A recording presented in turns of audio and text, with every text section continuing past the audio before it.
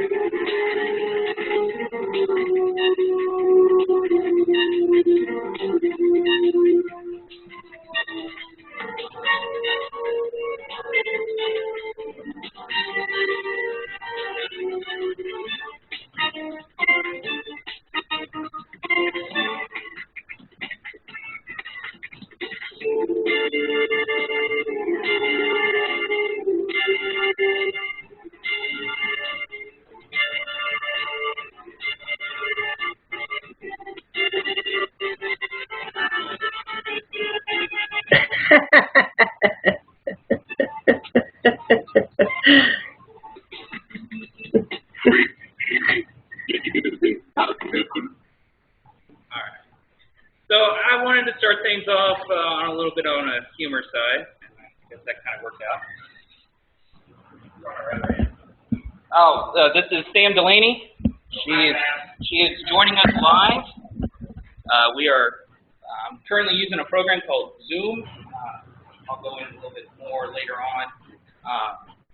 Something that I was shown at my Sidelight conference that I attended last week. So hoping that this actually works, and if it does, I will be pushing Tim for us to get a subscription to this, because I really see this being a useful tool for not just for all of us, but everyone on this campus.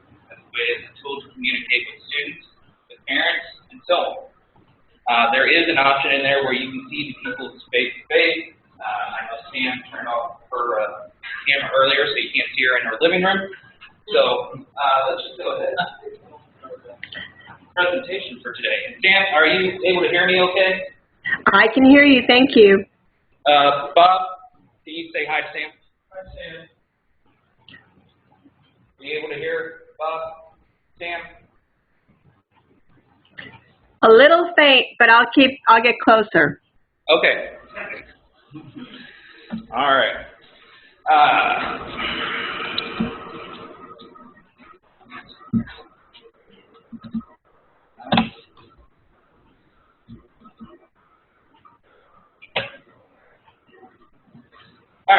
We want to kind of talk about a goal. One of the things that Tim and I have been talking about, I don't know, probably the last 2 years, is for us to offer an online degree for Wentworth. And I think we finally came to the decision of we're tired of talking about it, we want to do something about it now. So, when do we want to get certified? Well, Tim needs to do some communicating with the administration people up the hill, and also talk to our representatives over at HLC. But we are hoping to be able to get accredited at whenever the accreditation team comes here to review us in February 2015. Correct? So hopefully when they come here on campus, they'll go ahead and review over our online stuff for us, then we can be able to offer, I think we're going for Associates of Arts degree. Is that correct? Yeah. So what will we need to be able to do before that happens? Well, first of all, we need to establish and use some sort of an assessment or evaluation tool of our online courses. Then we can prove to HLC that These are what we are trying to do in each of our online courses. The other thing that we'll need to do for the degree purpose is that we need to create some new courses, such as public speaking. So we may be trying to find someone here to teach it. We may have to go outside to find someone to teach it. I think Don's already expressed an interest in putting it together, so that Excellent. he's going to be our first choice. Unless he says he doesn't want to, that's probably what we'll do. Still want to do that, Don? Yes, sir. Okay, you can change your mind, of course. For us to get to this goal, who needs to be involved? Everyone.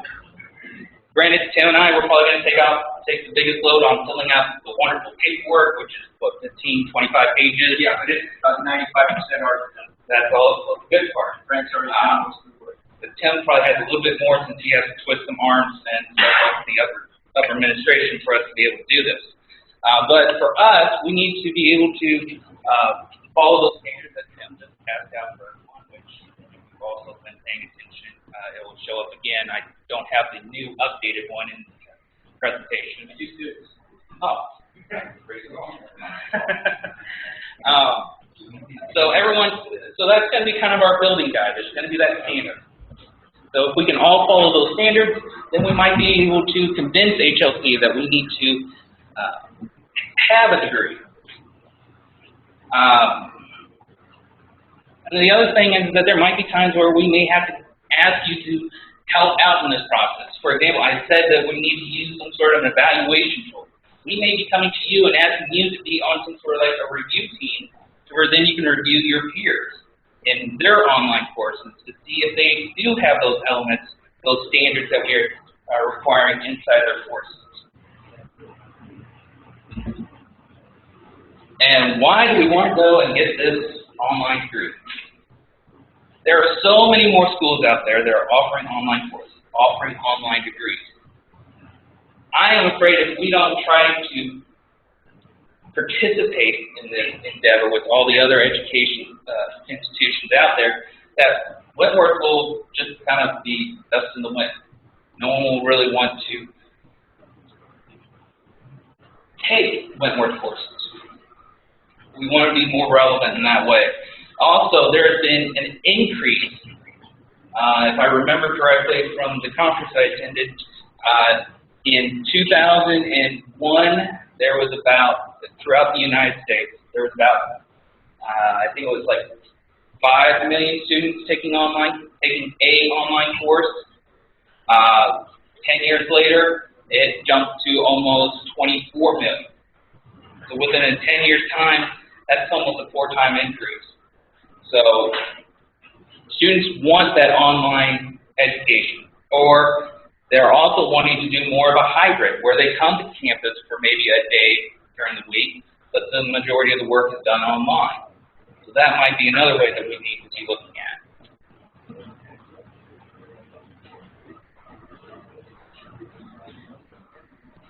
Right. Yep.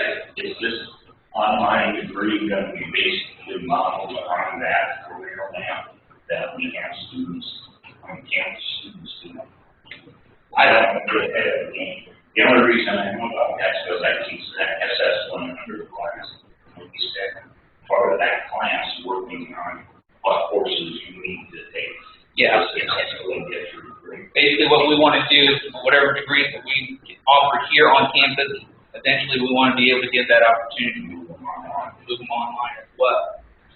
And there might be instances where I see them in the reviews as well. It's like, I really don't like taking online courses, but I look at it this way. If we get them enrolled to be an online student, they can go for this online degree, and they turn out that they really don't like it, well, that might be an opportunity for us to say, hey, why don't you come to campus? Try it out there. That way we don't lose the student completely. Yeah, I see it. The Associate of Arts degree, we have online courses right now that are sufficient for a student to get that degree except for public speaking. So we're going to do the simplest first. Get the okay to offer an online degree and do one at a time, and because there's lots of courses that somebody, I say lots, there are several that courses we need to have access to get an Associate of Science degree that are not online right now. And I really don't want to put There's nobody sitting around with extra time to put together an online class. We don't really need that now until we can offer a degree, and then we can maybe start expanding. So what are the basic requirements that they're looking for to approve a degree? I think the biggest is where we put in some sort of an assessment tool for us to make sure that our courses are living up to the standards that we have established. So now each course has to go through that. Yes, Okay. that is our goal. I don't think we're going to. I think the way that we kind of planned it out, I don't think we're going to have all the courses evaluated before HLC comes to campus, but we're going to have the majority of them. Okay. And you're going to talk to that, right? Quality Matters, our Yes. Quality Matters. Yeah. I don't know, like the Johnson County Community College, don't you have something? They do quality matters. Yes. Right. Right. They do quality. We do that as an organization. You all probably already know. Even they have resources from them. What Trent's going to talk about is our model that is similar to that, where we're going to self-evaluate. That is one of the main things. What might be a couple others? They want to know that we have the administrative structure to manage an online program. They want to particularly know that someone that gets their degree online has an equivalent access to student support as someone who's coming on campus. That's one of the biggies they want us to be able to show. And we're expanding what we can do. And we're going to start small, say we're not expecting any enrollment other than from basically the state of Missouri. Basically somebody who's still going to come to one of our sites and enroll. So we're going to say that's where they're going to get their student support. So we're starting small like that, and to be able to address those kinds of things. Nancy? Since we have a partnership with FAR, they are really big on online classes. I used to teach Spanish lower level classes at the beginning with them.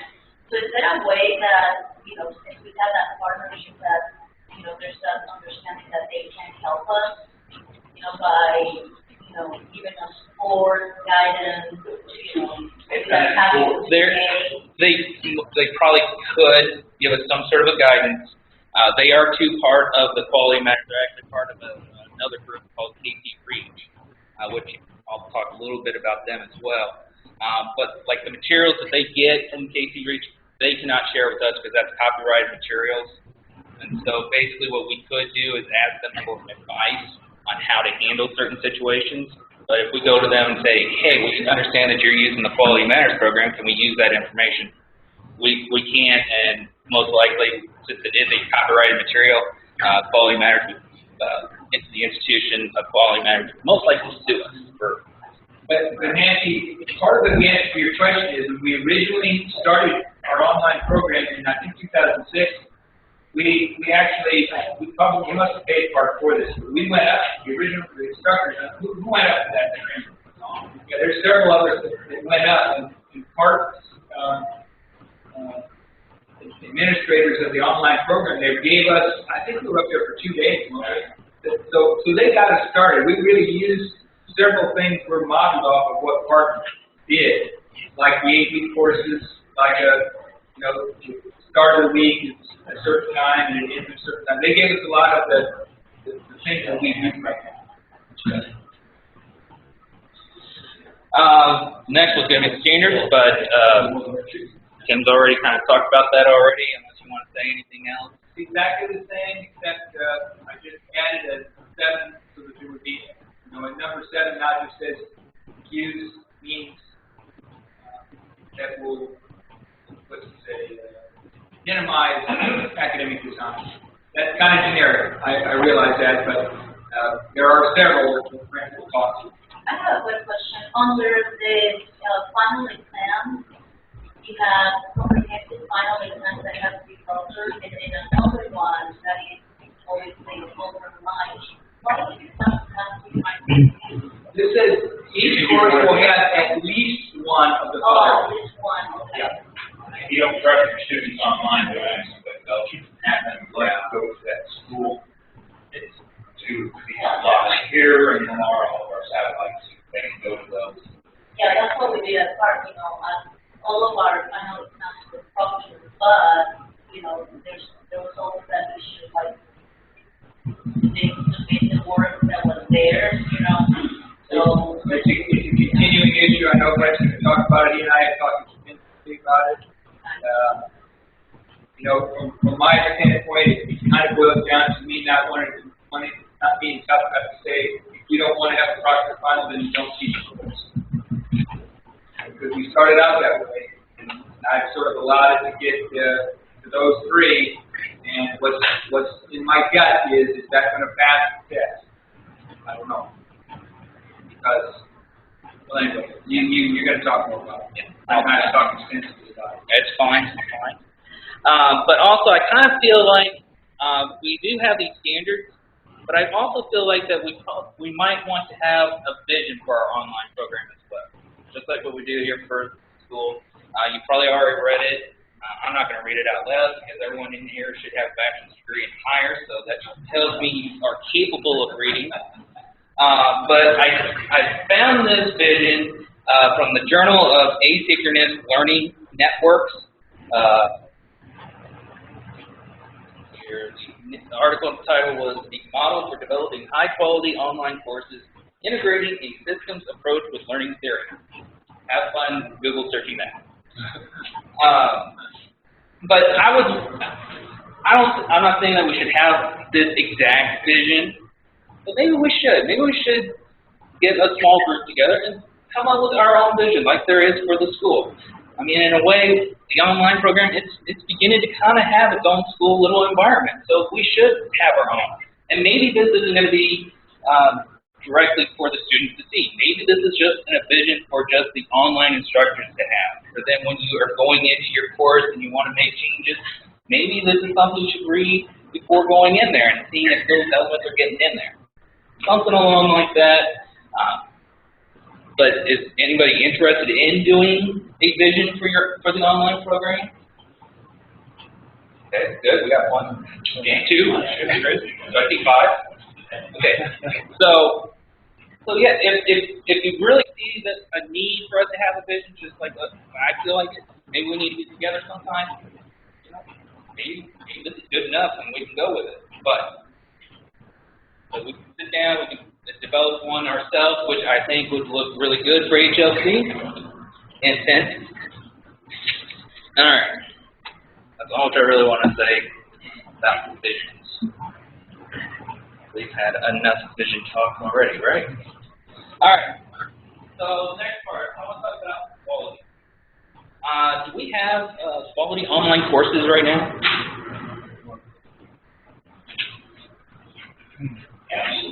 Absolutely. Absolutely. Okay, let's go with that answer then. So how many? If you don't know, we offer about 26, but I'll say 32 courses. So how many of our 26 courses do you believe have quality tools?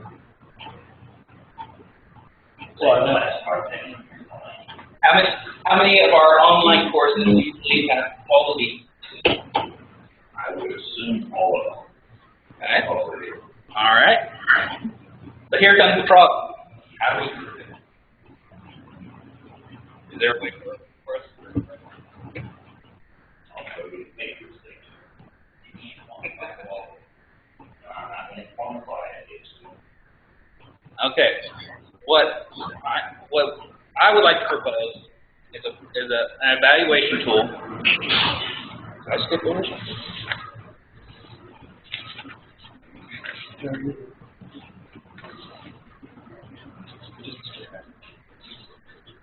Oh, good. I made my last notes. Okay. All right. Okay. Well, I now remember where I was going at. So we need some sort of evaluation tool, some sort of assessment tool. And so what was mentioned earlier is Casey Reach and Quality Matters. Casey Reach is this big organization, which is with a wonderful acronym like that. It is called Kansas City Regional Access Consortium for Higher Education. Again, Google search that. What it is, it's like a big umbrella. area schools around us, such as UCM, Park University, Johnson County Community College. I think KU is now a part of it, and they're co-sponsored with ACPT, the public television station. What they do is they offer the Quality Matters program at a reduced rate because since there's such a large group of them, they get a discount price.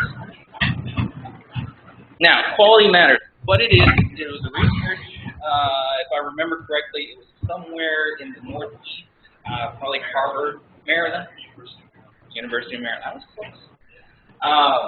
They did I think it was almost a 10-year study on how to evaluate quality in an online course, and then eventually it grew into having its own program, and so which is properly titled Quality Matters Program. What it does is they provide training, and there's training for the instructors. There is training for the peer review on campus. There is also the materials, such as the rubric and other evaluations that can be submitted. So that's our first solution that we can have. Our second solution would be to create our own, or to borrow or modify a rubric that another school is currently using to evaluate their online courses. I like that. I like that one too, but I got to talk about the problems with the first one. For example, for us to be a part of the KC Reach program, it would be an annual subscription of $3,000 a year. There is some training built in within that subscription as well. And then when we feel like we have an online course that is ready to get the approval stamp of Quality Matters, it would cost us $650 per course. So the courses that we have now, though, would be covered under $3,000, but additional courses would be $6,000. No, the $3,000 annual subscription is for us to be able to use the Quality Matters program every single year. If we want that QM stamp of approval for each of our courses, our course then is evaluated by a national representative of Quality Matters, which we would pay.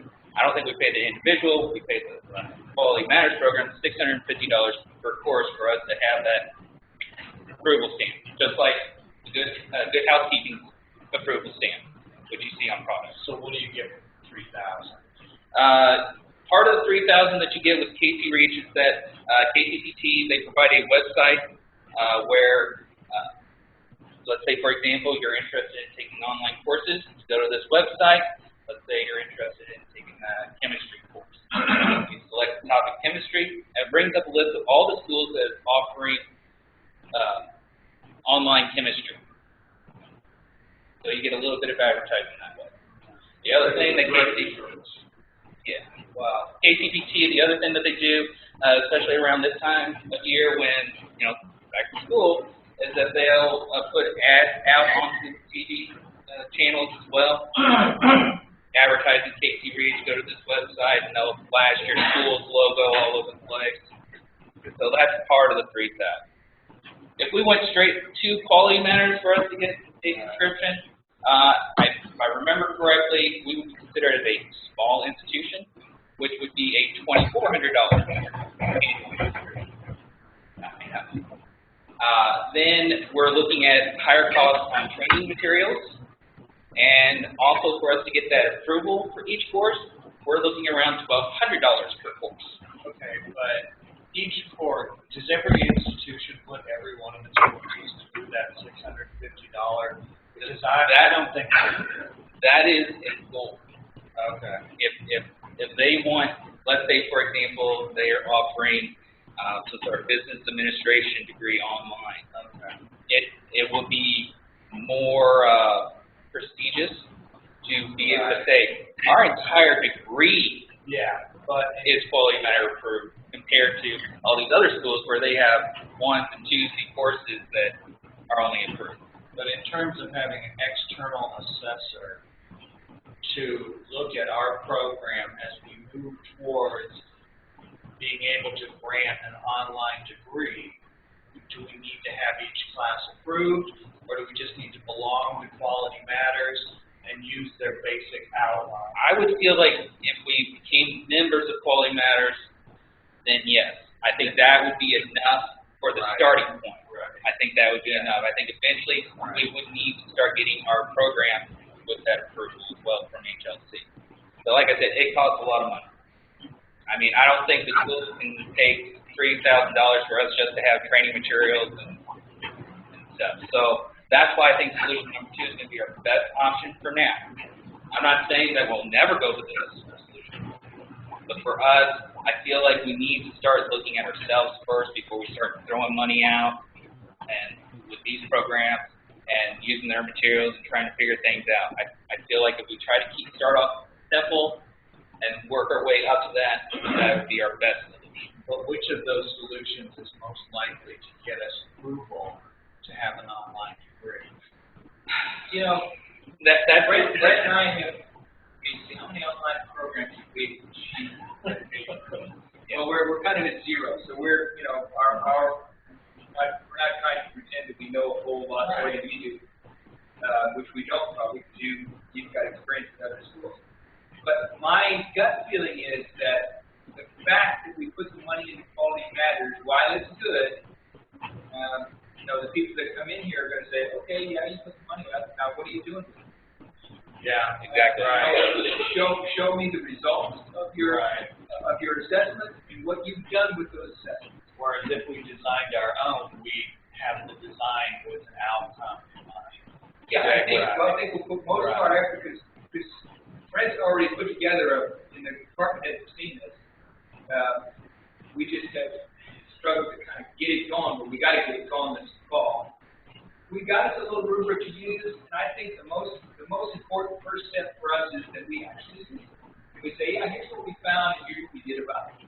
And I think that will probably do us for a start. When we get bigger, we're going to have to probably need something more sort of official. But what I wonder is if in trying to get the approval for the degree, do you have to belong to one of those consortia? I don't believe so. Okay. I feel like in our case, we're starting off. I feel like we can probably put up a good enough evidence that, hey, even though we're not part of this BMW class over here, we're over here trying to make Kias. We're doing the best we can. But the instruction we're giving is quality. That's here's the how main we're theme. That is the theme that we want. We want to have quality in our courses, and I believe that will be our selling point, is that even though we're not part of this, we're still trying to offer quality. We're still trying to offer a vehicle with 4 wheels that goes forward and stops. And I don't know if you remember, Scott, you probably do, but when the Higher Learning Commission came in 2009, one of the findings was that we weren't even doing inter-course surveys in online courses. We didn't really have a good way to do that. Right.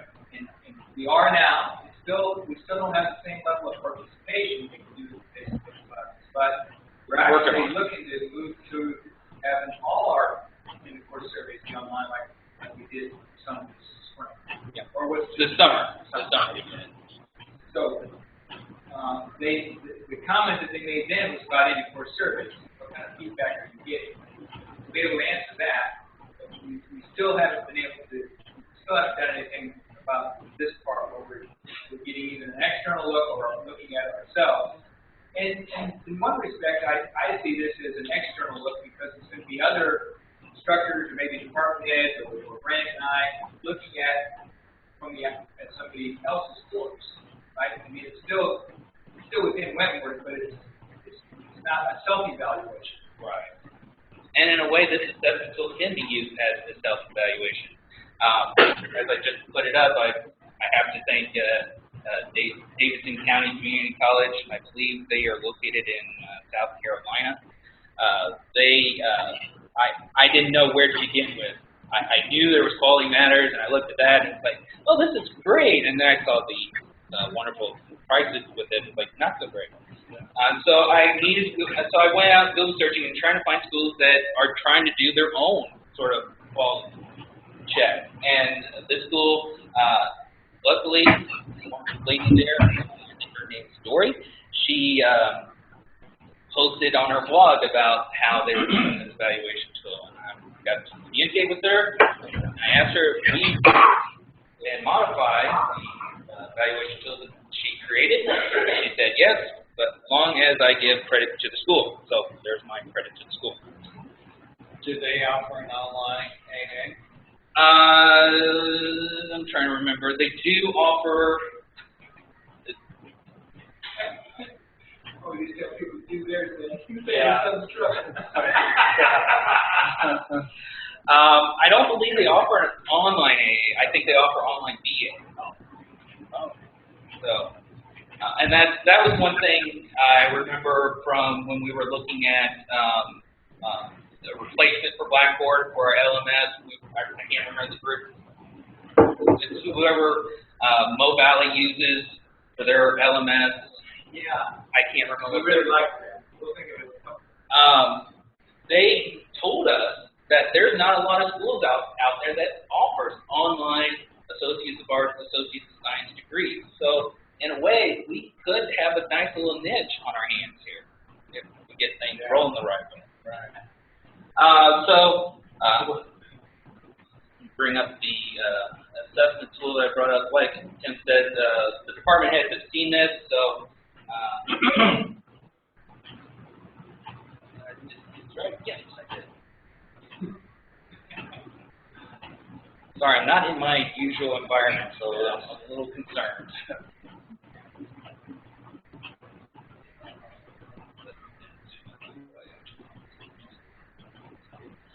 So there is our evaluation tool. The thing which I really loved about it, it was simple. It wasn't complicated. I saw the quality matters one. There's some complications to it. It's very complex. Yeah. And I didn't feel like we needed to jump in that way. I like to start at the low end of the pool and work my way to the deep end. So this is what I thought was great. I did a few little tinkers here because they mentioned a few things here and there that we don't really use. But I thought this was a very simple approach. For example, for syllabus. Is it online? Is it somewhere where students can find? Can you make it any bigger? I just tried to do that and it cut off half of it.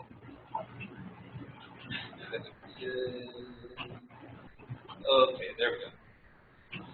So, and it's really easy for the evaluator. There's two criteria. Did it need it or not? Yes or no? So that's the other thing which I like. And the way which I look at it, you should have more yeses than no.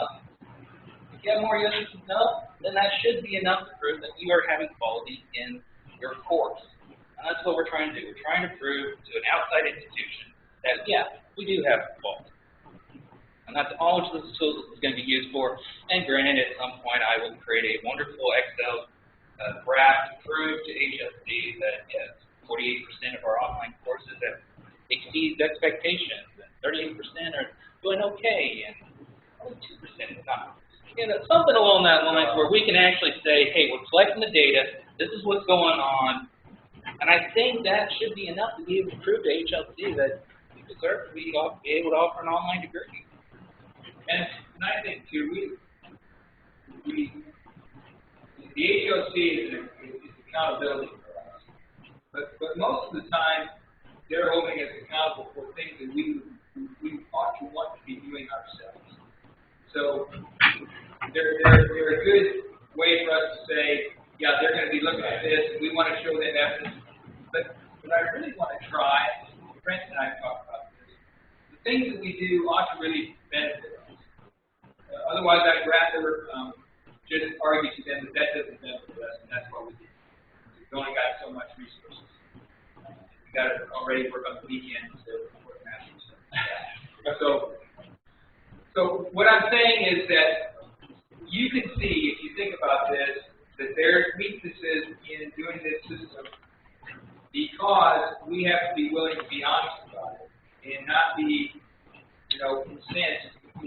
Somebody, one of our own colleagues says, this really, I didn't understand this very well. Your course is not very clear, or whatever comments you want to make.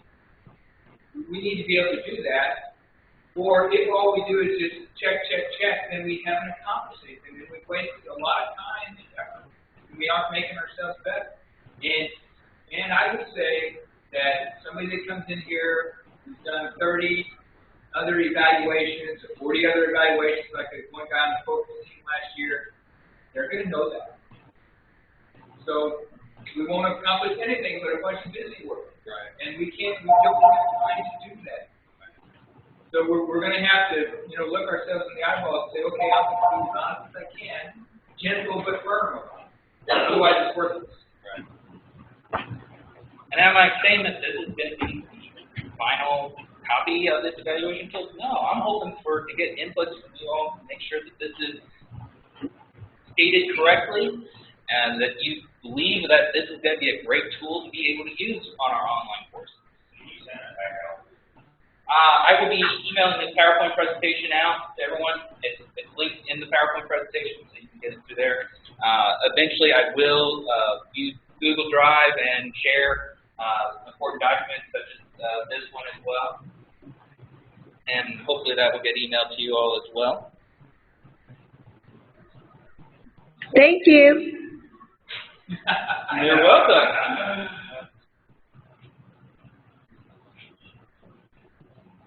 Tim, I'm not sleeping. I'm really awake, Tim. Sam, I'm so impressed. You're right in on this. Thanks. Okay. Academic integrity, or in other words, academic dishonesty. I sent out this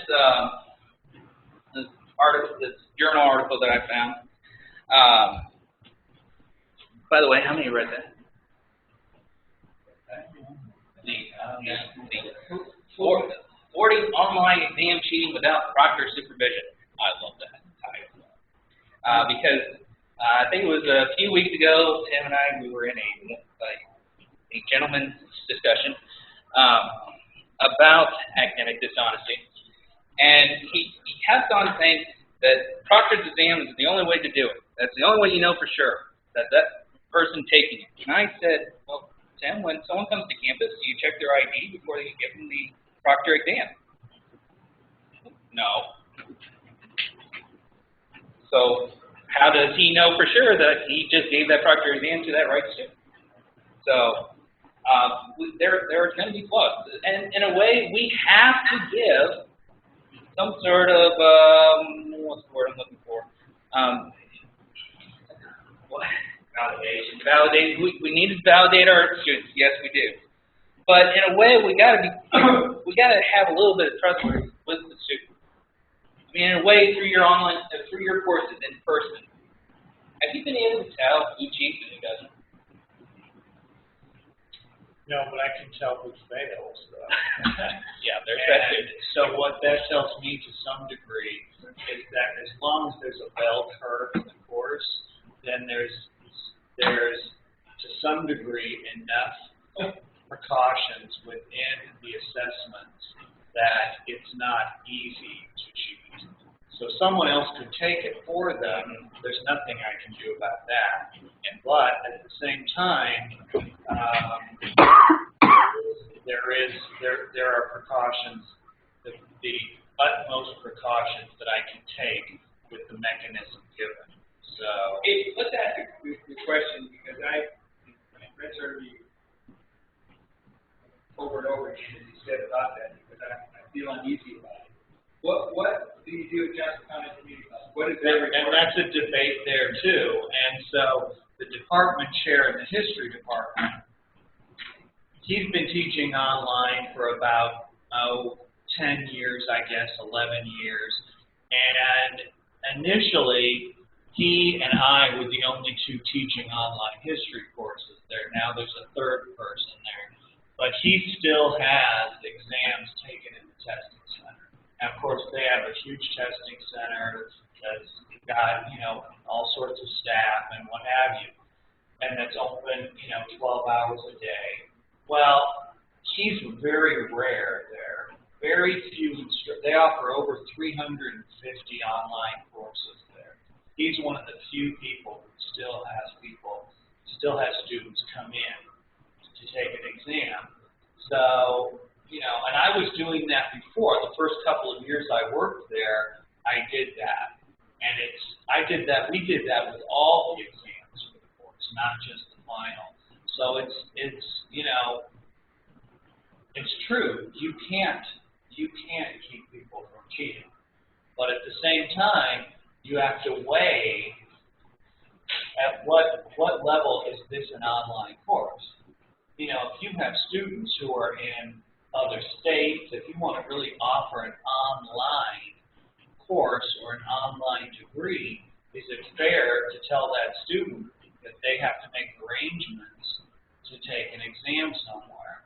It's not cost effective. So, you know, it's just what I think, to me, to my mind, it's trying to figure out how can you make that exceedingly difficult within the course. Yeah. Well, at a big in-person university, I took classes that had 300 people. Right. The professor didn't know They didn't who I know was, all. or when it was time, Right. we all sat in the room and took our test together. Yeah. But there was nothing that said Jennifer at the time seen was actually the person sitting in my Right. chair, putting my name on the test, Yeah. and not my roommate. Yeah. I mean, there is no way to build a perfect system. If students are determined to cheat, they will find a way to do it. Right. I got students from all over Missouri taking this thing. Some of them live close to one of our satellite schools, and they have to take the final there. Others, I tell them to have their proctor email me, and then I ask them, the proctor, when they email me, ask them questions, what they do with the tiles and all that stuff. And, you know, they could be pulling my leg on that too, but you know, it's I would say it's for the most part tough enough and honest. But you know, I mean, in my course, it's pretty obvious those are cheating because when they take the proctor final, the third grade is not even close to what they're getting on all the online stuff. That's pretty obvious. Yeah, I remember. But still doesn't do that unless you got. And we did it one time, we all heard that before. That boy did we. But I'm not saying that this is going to be the best way to stop cheating at all. But I feel like maybe as instructors, maybe we haven't really gone into our exams, our tests, our quizzes and stuff, and made it harder for students to cheat on it. I know one of the things that they mentioned is that you should each time you offer the course, a third of your questions should be different from the last time you offered. And it should be pretty easy to do because especially if you love multiple choice questions, true, false, all those sorts of things. Your textbook company, they give you a whole test bank full of those questions for each chapter. So you should be able to just upload that test bank up into your class and just say, hey, I need 5 multiple choice questions, 6 true and false, and whatever else you want in. And it'll all be random. Then that way they can't sit next to each other, they can't have the same questions that way. And then you really don't really need to worry about making sure you change a third of them every semester because it's constantly changing.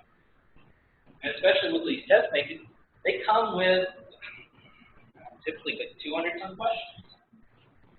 So it should be fairly easy in that aspect to be able to stop the cheating if you like using those sorts of tests.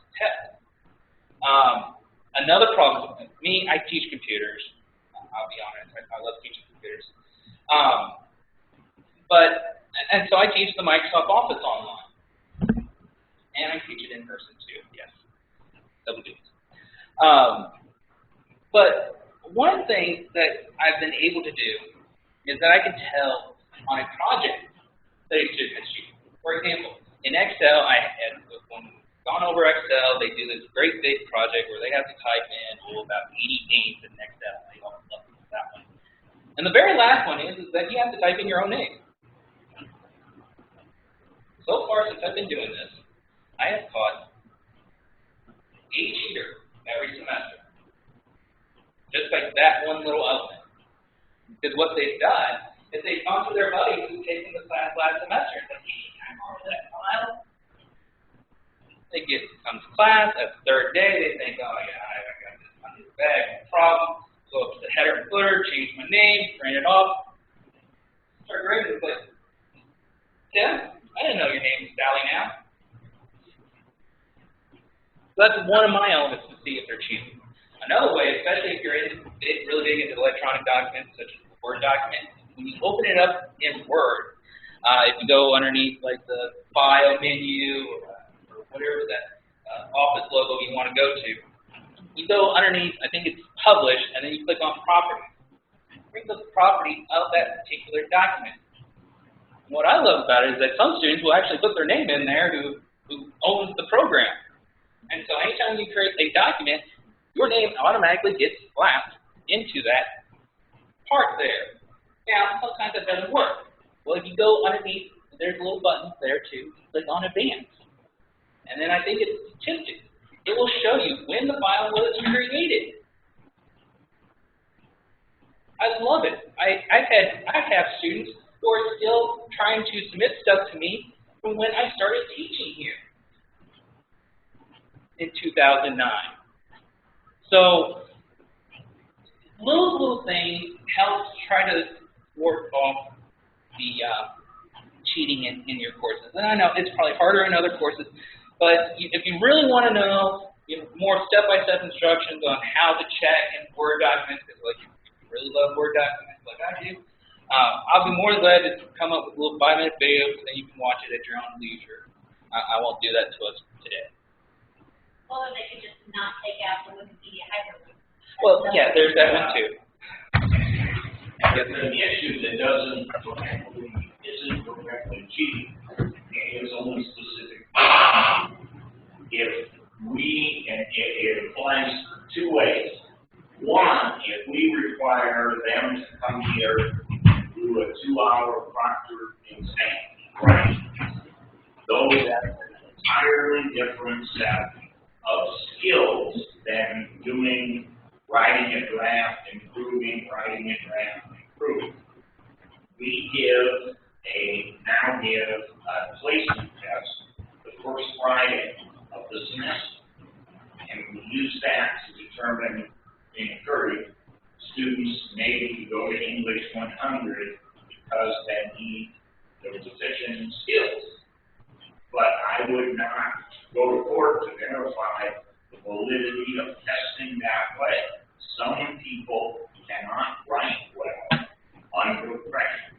Give them a week to do it, and they'll turn in any paper. But we're doing the best with what we can work with. I understand. And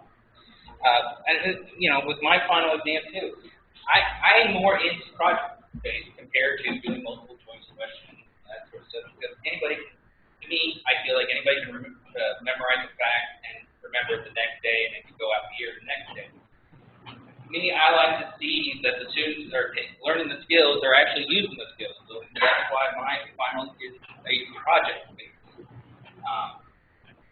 And I try not to give them so much time where they started working on it at the beginning of the semester that can be done in 2 weeks.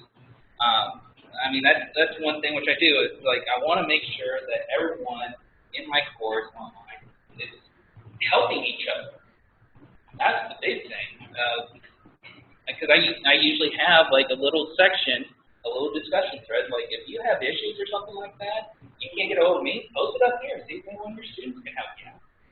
And I'll get some students who will reply back. Granted, it's the day after the assignment's due, but they still do it. Yeah. So there's little things like that might be a useful way to help students out, especially big thing communicating with students. We've heard it down there. I'm not going to beat a dead horse. It's not fun. So for the ones who did read this article, do you think any of those standards that was mentioned in there, should we include those into our current standards that we have? Let's cover a couple of them because Yeah. even if somebody read it, I mean, I read it a month ago. All right. It might No problem. No problem. I'll Wait, bring it I up. don't want to spend a whole lot of time on it. Maybe you can just cover 2 or 3 of them.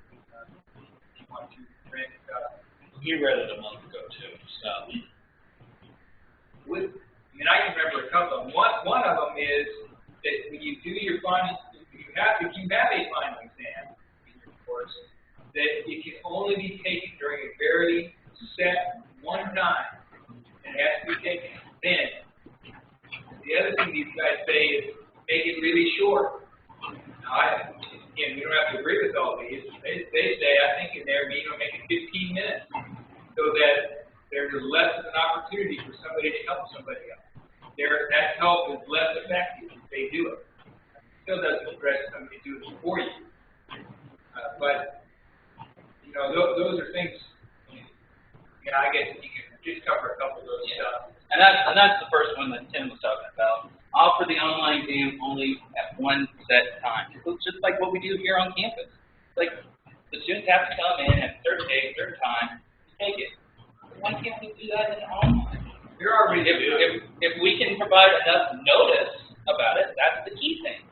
Just like we're all upset because we got all this extra duty and no one told us about it. How do you think the students would feel if when it comes to final week exam? It's like, oh yeah, your final is going to be Tuesday at 3 o'clock. Oh, wait a minute, I got to work and that sort of stuff. But if we give enough notice, just like what we do currently in person, we get the final exam schedule out, almost a month and a half before about midterm. So then the students can start planning things out. Maybe by the second week, you should say, okay, final exam, it's going to be at this time during this amount. If you need to take it at this time.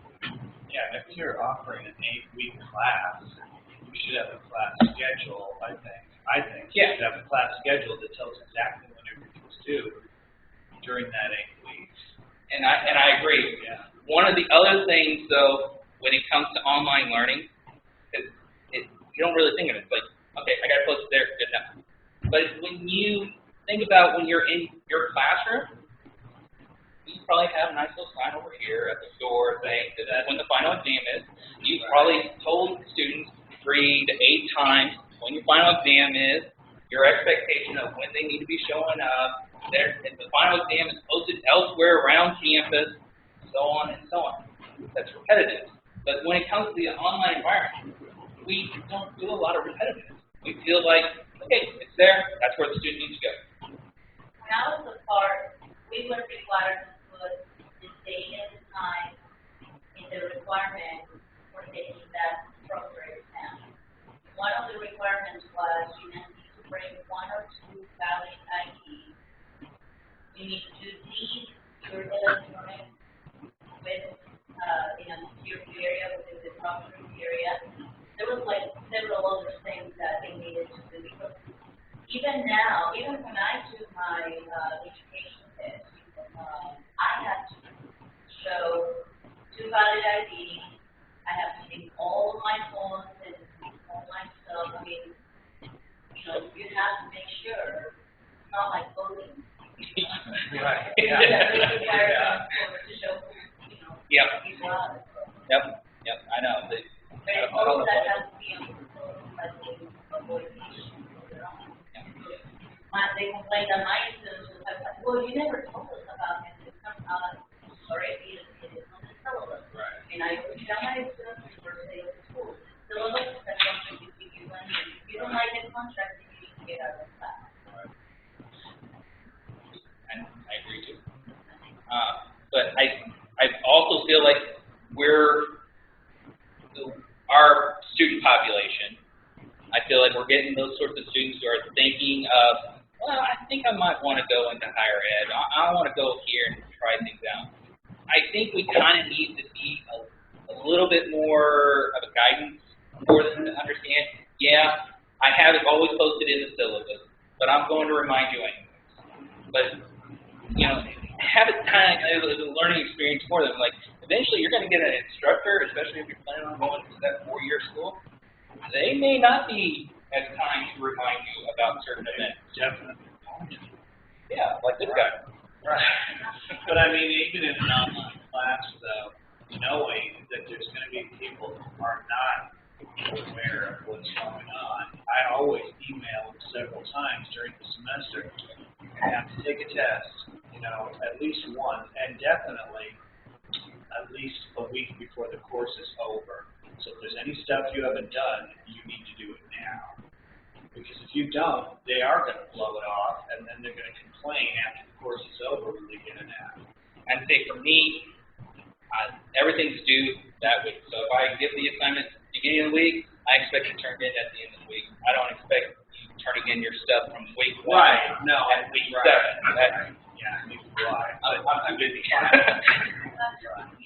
But this is basically the core problem that as an instructor, you need to familiarize yourself with the program that you're using, which is Moodle. Yep. So I always tell my students, even when I was teaching online, I would say, make sure right after whatever I was doing, make sure that you check the assignments that are done daily, because I can just daily the announcement. Make sure that you do that first thing or after leaving or before leaving Google, because you have to let them know where things are. You cannot be emailing every single day and answering emails. It's just impossible. You have to kind of set a discipline and make sure that your children, your students know exactly where to go in case they don't reach you. Exactly. I think that's one of the best things about Moodle is go click on participants, and then I can send them my general reaction to the assignments they just got back, plus preview what's coming at the next time. And I'm always putting in there, don't forget, like in the literature course, you have 3 major papers due. This one is due in 2 weeks. That to me is one of the best features of Moodle, or I can send it to an individual. And for me, in Moodle, I do an announcement, and I love doing the announcement because not only will it be posted there in my class, there's a little checkbox that says mail now. It gets mailed to the students. So the students get it in their email. When they log in to my course, it's right there in the announcement section. So, sorry, I like being a little repetitive. Do I need to repeat? Let's see, what's some of the mentioning again? Just giving them 15 minutes. It's kind of like trying to just figure out that right window of amount of time for which then they can take. So, for example, if you want to give them like a 30-question multiple choice, don't give them 4 hours to work on. That's plenty of time for them to cheat, Google search, everything. I think the rule is, I think it's like for every multiple choice question, they should be able to answer it within a minute and a half, something along that line. 45 seconds to a minute and a half. So really, take a minute and a half times 30. That should be the amount of time necessary for that sort of test. Now, granted, if you're having essays in there, yeah, you may need to be a little bit more flexible in there, but you're looking for other elements in the essay than just them to be able to copy and paste from Google.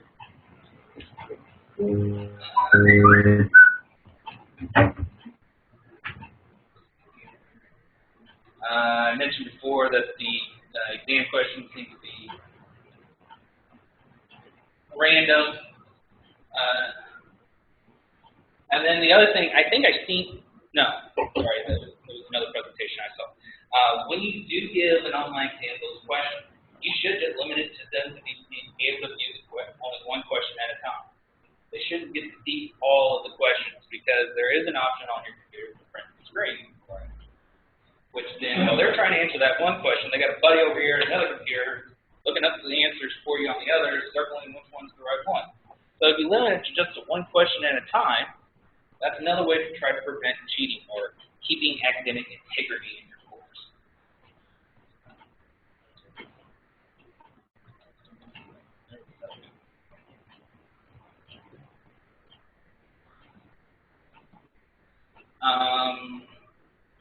I also like number 6 here, where it's that there should be a no exam shouldn't give students an extra opportunity to take the exam online. I think, if I remember correctly, if the student really wants to take the exam again, come to your class, come to your office, and take the exam then. Don't just reopen it for them, because again, they could have printed off their screen before sending to you if you're letting them see all their questions. And then they're going back and realizing, okay, I got that question wrong. Okay, all right, I got the right answers written down on my sheet of paper now. Can I retake it?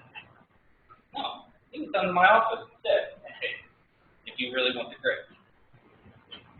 That's the way I kind of look at it. I know it's a little harsh and mean, but I feel like that's what any other school would probably do. So let's get them prepared. We don't have the RL. The Respondus Lockdown Browser. Kind of, sort of. It's kind of there, but we kind of need to pay for it too. So there is a subscription to it. I don't know what the cost is in it, but a browser lockdown, what that is, there's a lot of them out there. What it does, it keeps the student from being able to access other programs, other websites. So, for example, there's like you got to put in a password, the student puts in the password. As soon as they do that, the browser lockdown locks the computer screen. So the only thing they're allowed to access is your test. They can't just jump off to Google and look up the answer. Which, that's a great tool and all, but again, but as it's been self-destruct. At some point, I would love to do that. I mean, last summer when I went to Sidelight Conference, there was a vendor there, BioStig, I think the name of the company, I got it for sure in my backpack. What they do is which I never knew this, but the way that you type is a signature. There's something within the rhythm of the way that you type and the way you move your mouse. That is your unique signature. And so you can have that element within your test as well, where it's constantly checking, okay, is this Tim really taking the test, or is this Bob taking it? And if it doesn't just immediately kick the student out, it sends a report to you saying, Tim wasn't really taking his test. We believe it's Bob. But again, it costs money. Well, on this browser lockdown, I have my test open on this screen, so yeah, I can use this computer to look up answers, but I've got my phone right here. But the only way that you can access the test is by putting in the password, and you as the instructor can set up how many times the student can have access to the test. Right, but I'm saying that just because my laptop is in that browser lockdown mode. Oh, yeah. So I can't use that screen I see what to you're go to saying. Google, but I've got my phone right here, Googling things as well. Yeah, and so it's not foolproof. I'm going to tell you this, there's probably not one foolproof way of preventing cheating, except there is one thing which I saw, which I think is really cool. It's a camera with a microphone, and it has a 360-degree viewing of the room. And it gets all recorded at some other site. You, as the instructor, do not even need to watch it, because they got a program sophisticated enough where it will review the tape for you and will make indicate in it that, okay, Tim is in his dorm room taking the test, but there's a noise coming from the closet. There's someone darting in and out from the room. It would do that for you, and then you can review the tape yourself and see if there was actually cheating going on. That one's probably about the best on foolproof, but that camera system that I talked about, each student would probably have to buy, because I don't think the school would want to buy them.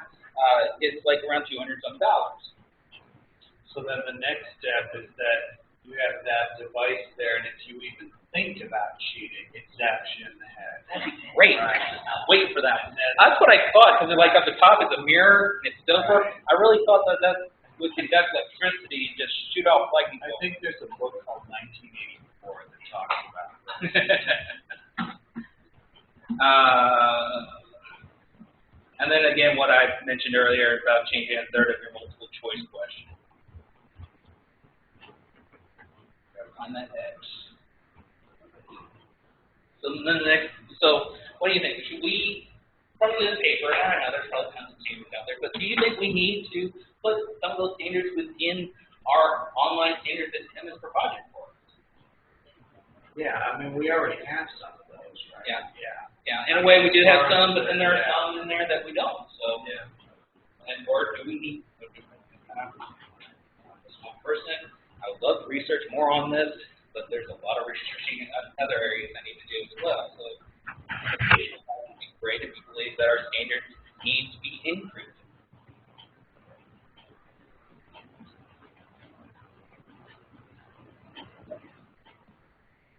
All right, now we'll get you. Why don't we take, well, I'm gonna close out this discussion here, and thanks a lot, Brett, you've done some diligence, checked on some things, and, made a good response to my gut feeling that proctor final exam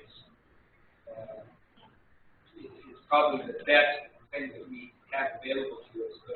But what I would say sincerely is, here's what my fear is that we're going to start doing something more inconvenient for us, like a proctor final exam, as a result of the Higher Learning Commission coming and telling us we're not doing it. And that's kind of silly. We sort of know that beforehand. Why would we wait until after they have to come and write it out for us, then we do it? That's what I'm concerned about right now. My strong recommendation to you, and I'm not, I don't want to make it mandatory. Maybe I should make it mandatory. It used to be mandatory. Is to have a proctored final. That's what Clark does. That's what lots of places do. That's their answer to that. Because I think we're going to, and if you don't, you should have some very specific things that you can say you are doing that minimizes the opportunity for academic dishonesty. And I'm really concerned if what you're doing is having students write 2 or 3 papers and turn them in. I don't know how you determine that they were written by that person. I mean, what's our answer to that? When the team from Higher Learning Commission comes and says, well, how do you know they did it? I don't think we have an answer. And I think it's going to be not good. So, again, I say to you, if you're not given a proctored final exam, you probably should. Or else, you're giving something with some really narrow parameters, like this thing. These guys argue that the cost in terms of time and maybe resources of having a proctored final exam is not worth the benefits. There's other ways to go about it. How many of you here actually have constructed an exam that the student takes online?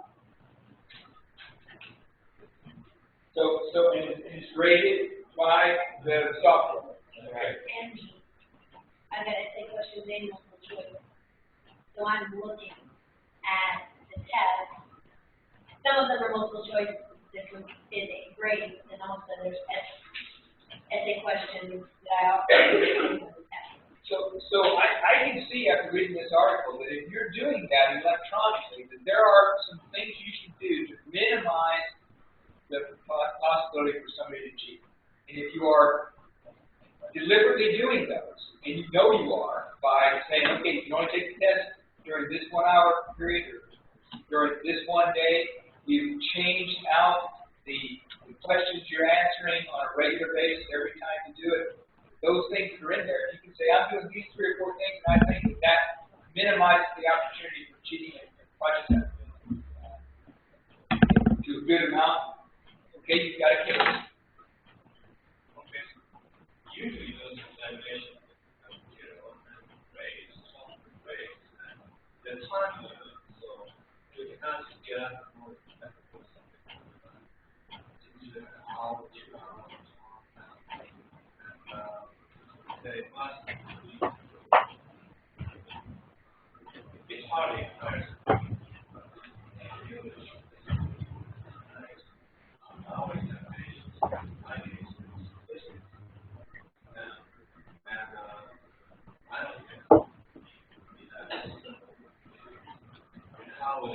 general public before I get locked up.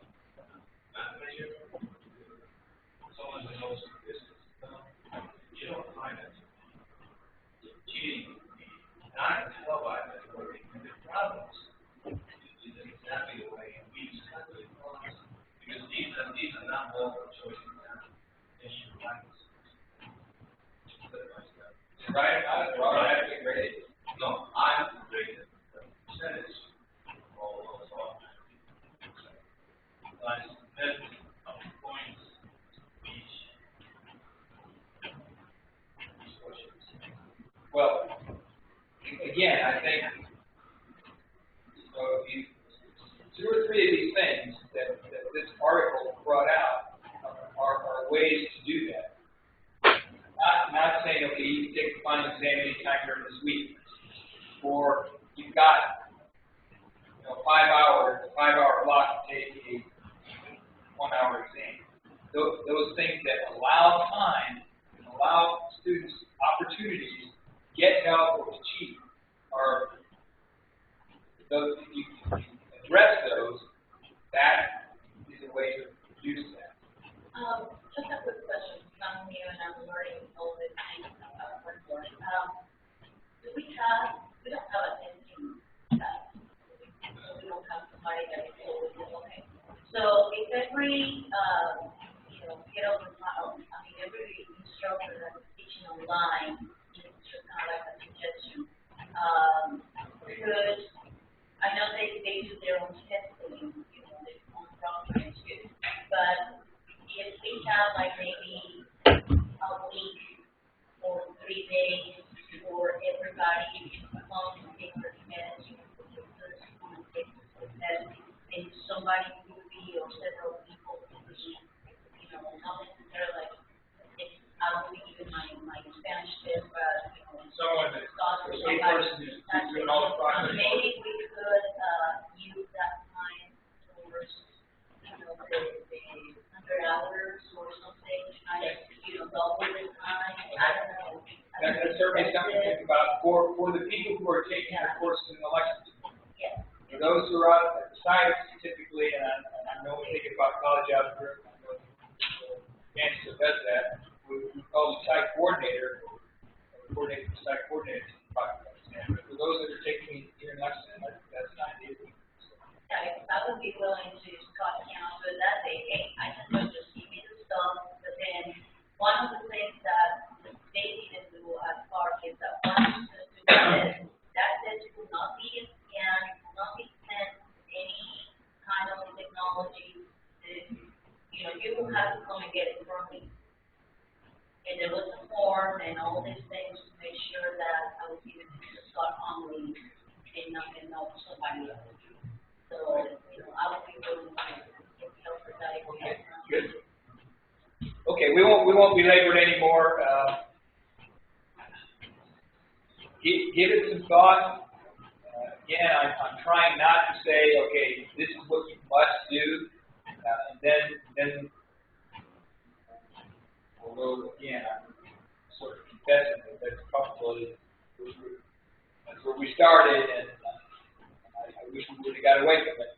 So, have an answer for that question. What are you doing in your course to verify who's doing the work?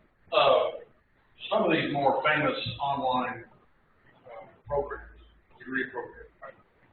Do we know, like, all of these courses, online courses, have proctored finals? I mean, is that a...